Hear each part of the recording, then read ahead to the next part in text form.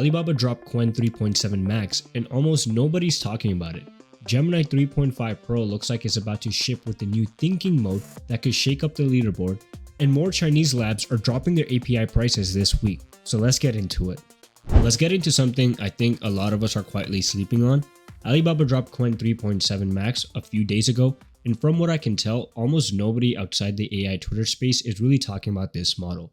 And I get it, we've been busy with GPT 5.5, Opus 4.7, the new Gemini 3.5 Flash model, so the frontier right now is focused on American labs, but the benchmarks are quite remarkable, and the deeper I dug into the technical posts, the more I started thinking Qwen might be quietly turning into the lab that actually matters out of China, at least at the moment. To give you guys an example, on Terminal Bench 2.0, which is the benchmark that basically simulates a real software engineer working in a sandbox terminal, Qwen 3.7 Max scores 69.7, beating DeepSeek version Pro Max at 67.9, Opus 4.6 Max at 65.4, and Kimi K2.6 Thinking at 66.7. So that's the top result on the open leaderboard for the test right now. On the Software Engineering Bench Pro, it's the same story. Qwen pulls in at 60.6, Opus 4.6 Max gets 57.3, and on MCP Atlas, which is a realistic coding agent benchmark, Qwen 3.7 Max hits 76.4 versus Opus at 75.8. So if you're a developer and you care about agent workflows and not just, simple applications, this model is a great option for you to use. And what's really crazy is that Alibaba also gave Qwen 3.7 Max a really hard coding problem, optimizing a GPU kernel. Then they walked away. The model ran autonomously for 35 hours, made 1,158 tool calls, and got 10 times geometric mean speedup over the baseline.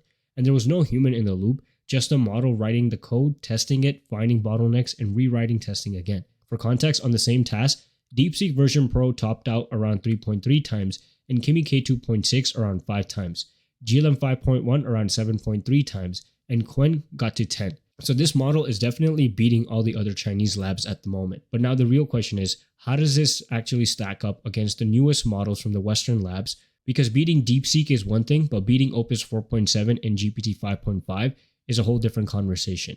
On the Artificial Analysis Intelligence Index, which is the standard composite score people use, GPT 5.5 is leading with a 60, Qwen 3.7 Max and Claude Opus 4.7 both tie and score 57.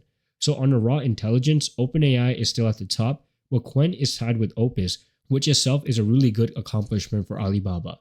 Then it gets more interesting on the coding side. On Terminal Bench 2.0, Qwen 3.7 Max scores 69.7 against Opus 4.6 Max at 65.4. On Software Engineering Bench Pro and MCP Atlas, Qwen also leads Opus. The newer Opus 4.7 is stronger than 4.6, but the agentic coding gap is still meaningful, and Qwen is clearly the one ahead on all those specific evaluations. Then there's Gemini 3.5 Flash, and this is where the pricing conversation matters. On Google's published benchmark table, Flash leads MCP Atlas at 83.6 and Toolathon at 56.5. Opus 4.7 leads Software Engineering Bench Pro at 64.3. GPT 5.5 leads Terminal Bench 2.1 at 78.2. So Flash, which is a cheap mid-tier Google model, is already running ahead of the flagships on tool-use benchmarks. Pro hasn't even shipped yet, which is coming next month. So where does that leave Qwen 3.7 Max? It's API only, $2.50 per million input tokens, $7.50 per million output. For comparison, GPT 5.5 is $5 per input and $30 per output. So Qwen is roughly half the price on input and 1/4 on output, and it natively supports the Anthropic API protocol. You can point Claude Code, OpenClaw, or any Anthropic compatible harness directly at the Qwen endpoint as a drop-in. So if you're building agents, you can literally swap your endpoint tonight and try it for yourself. Now the catch, the model is verbose. Artificial Analysis observed roughly 97 million tokens generated during their evaluation, which is far above the median of 24 million. Per token prices add up faster than they look on paper, especially on long agentic runs. But that's your trade-off. But to sum up, I'm not saying Qwen has overtaken GPT 5.5 or Opus 4.7. On general intelligence and writing quality, OpenAI is obviously still ahead. Anthropic is still the model most developers trust for production. But 6 months ago, the conversation was American Frontier, Chinese Openweight, and DeepSeek as a cheap option. That framing is basically breaking now. From what's currently happening with Qwen's release cadence and the gap they just opened on long horizon agentic work, this is usually a clear signal that a lab is hitting a real groove, and I think Qwen ends up being the third name in the frontier conversation by end of the year. and DeepSeek ends up being the one trying to catch back up. Anyway, that's the model I think most people are sleeping on right now, so it's worth keeping an eye out on Alibaba for sure. Before we continue, we just launched the Universe of AI newsletter. If you want to stay on top of AI news without having to hunt for it, link is in the description. Don't miss out. There are also some early leaks at a mode coming to Gemini 3.5 Pro, which we know is coming next month. Somebody was poking around the Gemini API this morning and got back a 400 error saying thinking level extra high is not supported. You usually only see that kind of error when a parameter exists in the API but isn't switched on yet, so Google is appearing to be getting prepared for an extreme high thinking tier, and it lines up with the 3.5 Pro launch window next month. For context, the current Gemini 3 Pro thinking level parameter accepts low or high, and Gemini 3.1 Pro added a medium tier. No Gemini model has had an extreme high setting yet. Meanwhile, OpenAI shipped GPT 5.5 with 5 effort levels, including extreme high, and that's the one that's leading the leaderboard at the moment. Right now, on the Artificial Analysis Intelligence Index, GPT 5.5 extreme high leads at 60, GPT 5.5 high is second at 59. Then Claude Opus 4.7 Max and Gemini 3.1 Pro preview are tied at 57. The leak itself is just an API string.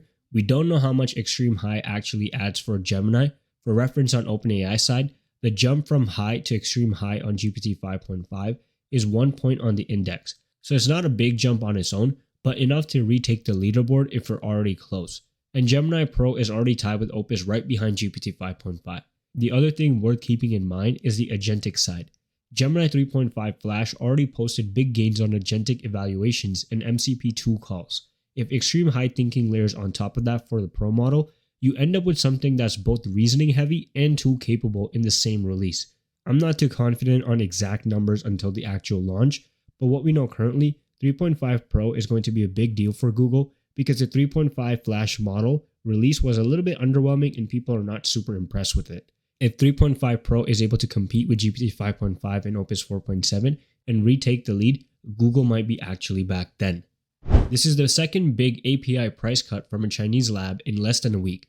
Earlier today, Xiaomi posted that they're permanently dropping prices on the MIMO version 2.5 series by up to 99% compared to previous pricing, effective tonight at 6.